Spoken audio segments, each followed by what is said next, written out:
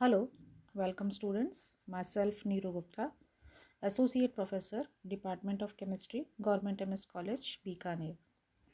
Students हम जो अपनी यूनिट पढ़ रहे हैं बीएससी पार्ट थर्ड के फर्स्ट पेपर की फोर्थ यूनिट वो है बायो इनऑर्गेनिक केमिस्ट्री और इसका चैप्टर 1 जिसका हम कंटिन्यूअस लेक्चर्स में स्टडी कर रहे हैं।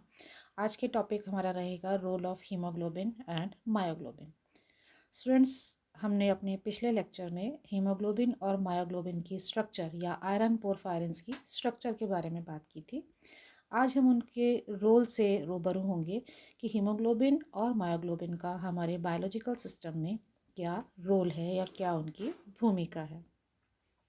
As we know that hemoglobin and myoglobin plays a very important role in transporting oxygen from lungs to tissues and CO2 from tissues to lungs. Haemoglobin और myoglobin का हमारे शरीर का बहुत महत्वपूर्ण कार्य करते हैं, जिसमें मुख्य है फेफड़ों से या लंग से ऑक्सीजन का परिवहन, उसको टिश्यूज़ तक ले जाना और वहाँ से CO2 को वापस टिश्यूज़ से लंग्स तक लाना। Oxygen is inhaled into the lungs at very high pressure. जब हम सांस लेते हैं तो ऑक्सीजन बहुत उच्च दाब पर हमारे फेफड़ों में पहुंचती है, लंग्स में पहुंचती है। When it binds with haemoglobin in the blood forming HbO2, जहां वो हीमोग्लोबिन के साथ बनकर HbO2 या ऑक्सी हीमोग्लोबिन बना लेती है। This oxygen is then transported to tissues where the partial pressure of oxygen is low.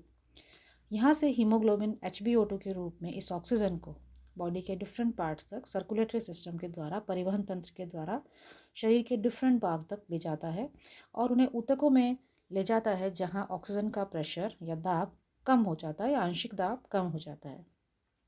Now this oxygen gets dissociated from Hb and diffuses to the tissues.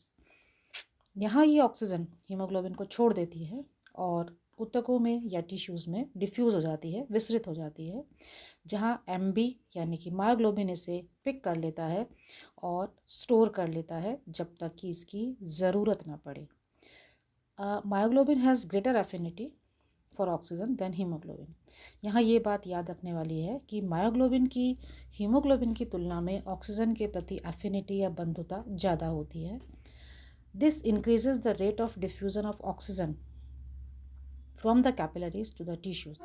Tissues टिश्यूज़ में capillaries की तुलना में जो oxygen का विसरण है वो ज़्यादा होता है और उससे हीमोग्लोबिन जो इस CO2 बनती है उसको वापस लंग्स में लेकर आता है और वहाँ से ये CO2 एक्सहेल हो जाती है या कि श्वसन के द्वारा बाहर निकाल दी जाती है। अब ये जो एक कंप्लीट साइकिल है, ये साइकिल हमारे 3 पार्ट्स में चल रहा है।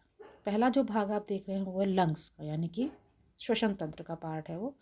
दूसरा है हमारे ब्लड का यानी कि रक्त परिवहन का, और तीसरा है मसल्स का। तो लंग्स में मेनली हम जानते हैं कि हम ऑक्सीजन लेते हैं और CO2 छोड़ते हैं, तो इनहेल और एक्सहेल 2 प्रोसेस हैं।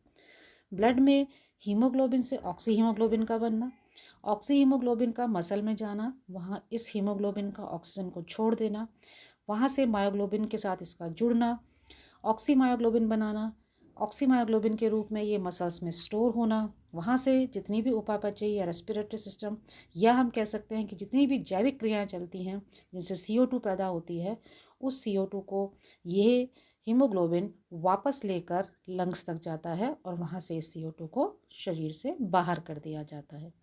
तो ये कंप्लीट साइकिल जब तक सुचारू रूप से चलता रहता है तब तक हमारे शरीर में ना तो ऑक्सीजन की कमी होती है और ना CO2 बढ़ती है। तो मुख्य रूप से इनके जो 2 कार्य हैं उनको अब हम पॉइंट्स में एक बार रिवाइज कर लेते हैं। मुख्य कार्य जैसा हमने कहा कि ऑक्सीजन का परिवहन यानी कि ट्रांसपोर्ट और स्टोरेज यानी कि भंडारण। डिफरेंट पद जो हम कह सकते हैं इसके स्टेप्स हैं उनको मैं बहुत ब्रीफ में आपको एक बार रिपीट करती हूँ। सबसे पहले लंग्स में आई हुई ऑक्सीजन को हीमोग्लोबिन ऑक्सी हीमोग्लोबिन बना लेता है। उसके बाद ब्लड सर्कुलेशन के द्वारा ये ऑक्सी हीमोग्लोबिन शरीर के डिफरेंट विभिन्न भागों में विभिन्न कोशिकाओं तक पहुंचता है। यहाँ कोशिकाओं में ये ऑक्सी हीमोग्लोबिन अपनी ऑक्सीजन मायोग्लोबिन को दे देता है। मायोग्लोबिन ये ऑक्सीजन सुरक्षित भंडार के रूप में रखता है और डिफरेंट मेटाबॉलिक एक्टिविटीज़ के लिए यानी कि उपापचयी अभिक्रियाओं के लिए जैसे जैसे ऑक्सीजन की आवश्यकता पड़ती है मायोग्लोबिन उसे उपलब्ध कराता रहता है। अब हीमोग्लोबिन यहाँ से किसी दूसरे अमीनो अम्ल के साथ कोशिका की जितनी भी मेटाबॉलिक एक्टिविटीज़ से बनी हुई CO2 है उसे अपने साथ संयुक्त कर लेता है, कंबाइन हो जाता है उसके साथ और उसे सर्कुलेटरी सिस्टम के द्वारा वापस लंग्स तक ले आता है। लंग्स में चूंकि दोनों गैसों के आंशिक दाब में पार्शियल प्रेशर में अंतर होता है तो यहाँ हीमोग्लोबिन से कार्बन डाइऑक्साइड वापस मुक्त हो जाती है और उसके स्थान पर ऑक्सीजन कंबाइन हो जाती है, जिससे पुनः ऑक्सी हीमोग्लोबिन बनता है और ये साइकिल चलता रहता है। इस पूरे साइकिल में हम ये चीज़ देखते हैं कि हीमोग्लोबिन और मायोग्लोबिन दोनों की ये विशेषता है कि ये ऑक्सीजन के साथ उच्च दाब पर संयुक्त होते हैं और जब डिफरेंट मेटाबॉलिक एक्टिविटीज़ या उपापचयी क्रियाएं होती हैं और ऊतकों के तंत्र में CO2 बनती है तो ऐसे में तंत्र का या सिस्टम का pH कम हो जाता है और ऐसी स्थिति में ऑक्सी हीमोग्लोबिन ऑक्सीजन को फ्री कर देता है और दूसरे एसिड्स के साथ या अमीनो एसिड्स के साथ CO2 के साथ संयुक्त हो जाता है। ये ऑक्सीजन मुक्त होते ही मायोग्लोबिन से जुड़ जाती है और आवश्यकता पड़ने पर टिश्यूज़ को दे दी जाती है। मायोग्लोबिन में हमने देखा था कि 4 यूनिट्स होती हैं और ये चारों ही यूनिट्स संयुक्त रूप से कंबाइन फॉर्म में ऑक्सीजन के साथ बारी बारी जुड़ती रहती हैं। CO2 की अधिकता के कारण जब शिराओं में यानी कि वेन्स में रक्त का pH कम होता है तो भिन्न भिन्न परिस्थितियों में अगर हम देखें तो ऑक्सीजन और कार्बन डाइऑक्साइड दोनों का पार्शियल प्रेशर या उनकी हीमोग्लोबिन और मायोग्लोबिन के साथ संयुक्त होने की क्षमता भी भिन्न भिन्न होती है। इस चीज़ को हम यहाँ कार्बन डाइऑक्साइड ट्रांसपोर्ट में आसानी से और अच्छे से समझ पाएंगे। चूँकि लंग्स में जब हम इनहेल करते हैं तो ताज़ी हवा जो आती है उसमें ऑक्सीजन का दाब काफ़ी ज़्यादा होता है, तो HB यानी कि हीमोग्लोबिन CO2 से HbCO2 से CO2 को मुक्त कर देता है, यानी कि कार्बन डाइऑक्साइड की जो इसकी बॉन्डिंग थी वहाँ से CO2 मुक्त हो जाती है और ऑक्सीजन के साथ ये संयुक्त होकर HbO2 बना लेता है।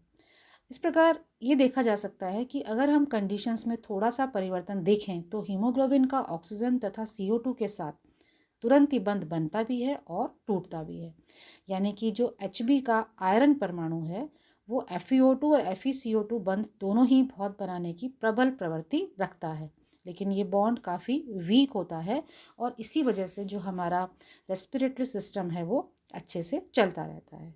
इस ग्राफ से आपको ये चीज़ क्लियर हो जाएगी। ग्रीन जो लाइन आप देख रहे हैं वो हीमोग्लोबिन क्या है, जहाँ प्रेशर ऑफ कार्बन डाइऑक्साइड को हमने टॉर में रिप्रेजेंट किया है। % ऑक्सीजन सैचुरेशन मायोग्लोबिन के लिए ज़्यादा है और हीमोग्लोबिन के लिए कम है। तो हम इन ग्राफ से ये क्लियर होता है इस ग्राफ से कि ऑक्सीजन और कार्बन डाइऑक्साइड का जो बैलेंस है pH के साथ साथ वो हीमोग्लोबिन तथा मायोग्लोबिन दोनों मिलकर उसको बैलेंस रखते हैं और इस कारण से रेस्पिरेटरी सिस्टम की सुचारू रूप से या सही तरीके से इस तंत्र की फंक्शनिंग या क्रियाविधि चलती रहती है। तो ये जो हमारा आज का टॉपिक रहा हीमोग्लोबिन और मायोग्लोबिन का रोल, ये आपका एक शॉर्ट नोट जनरली एक जब एग्ज़ाम में आपसे क्वेश्चंस किए जाते हैं तो ये एक संक्षिप्त टिप्पणी के रूप में आता है जिसमें आपको इनका स्ट्रक्चर भी याद होना ज़रूरी है। आप हीमोग्लोबिन और मायोग्लोबिन की बेसिक स्ट्रक्चर क्या होती है, उनका रेस्पिरेशन और सर्कुलेटरी सिस्टम के साथ किस तरह से कंबाइन होकर या संयुक्त रूप से इसकी रोल को या इसकी भूमिका को आपको एक्सप्लेन करना होगा। यहाँ एक छोटा सा क्वेश्चन मैं आपसे साथ ही पूछ लेती हूँ कि हम ये कहते हैं कि जो फॉस्फीन गैस है या CO गैस है, कार्बन मोनोऑक्साइड है, ये काफ़ी विषैली होती हैं, यानी कि इन गैसों की वजह से मनुष्य की मृत्यु तक हो जाती है। इसका मुख्य कारण क्या है कि यदि ये गैसें हम श्वास में यानी कि सांस के साथ हमारे लंग्स में चली जाएं तो ये हीमोग्लोबिन के साथ जुड़ जाएंगी और इनका बॉन्ड यानी कि अगर हम Fe के साथ ऑक्सीजन और CO2 के बॉन्ड की बात हमने की थी, यदि इनका बॉन्ड CO के साथ बन जाए तो ये टूटेगा नहीं। और ऐसी स्थिति में जब हीमोग्लोबिन CO को ले लेगा तो ऑक्सीजन के साथ जुड़ नहीं पाएगा, यानी कि CO की सांद्रता बढ़ती जाएगी और हीमोग्लोबिन की ऑक्सीजन को ग्रहण करने की शक्ति घटती जाएगी और ऊतकों में या टिश्यूज़ में ऑक्सीजन का अभाव हो जाएगा, सारी क्रियाएं बंद हो जाएंगी। और जब सारी जैविक क्रियाएं बंद हो जाएंगी तो जीवन धीरे धीरे ख़त्म या मृत्यु की ओर जाने लगता है। तो इस तरह से ये ध्यान में रखते हैं, इसीलिए हम आजकल जो पोल्यूशन की बात करते हैं वो उसका मेन कारण यही है कि हम सांस में सामान्य या ताज़ी हवा की ऑक्सीजन ना लेकर उसके साथ बहुत सारी विषैली गैसेस को भी इनहेल कर रहे हैं। तो हमें अपने वातावरण को स्वच्छ रखना है ताकि हमारा हीमोग्लोबिन ताज़ी हवा की ऑक्सीजन के साथ बंध बनाए और हमारे श्वसन और परिसंचरण तंत्र को सही तरीके से फंक्शनिंग या कार्यकलाप होने का मौका मिले। अब हमारा आज का इस लेक्चर में ये जो आपने इंटरेस्टिंग सा टॉपिक पढ़ा है, ये टॉपिक अब हम आज यहीं समाप्त करते हैं। अगले हमारे जो 2 टॉपिक रहेंगे वो नाइट्रोजन फिक्सेशन या नाइट्रोजन स्थिरीकरण से संबंधित हैं। जो बायो की गर्ल्स हैं उनके लिए नाइट्रोजन फिक्सेशन कोई नया टॉपिक नहीं है, उन्होंने बायोलॉजी में, बॉटनी में भी इसे पढ़ा होगा। लेकिन मैथ्स की गर्ल्स को इसे आसानी से समझने में कोई दिक्कत नहीं होगी। तो हम अपने लेक्चर में नाइट्रोजन फिक्सेशन के साथ आपसे फिर मिलेंगे। तब तक के लिए आप सभी का धन्यवाद।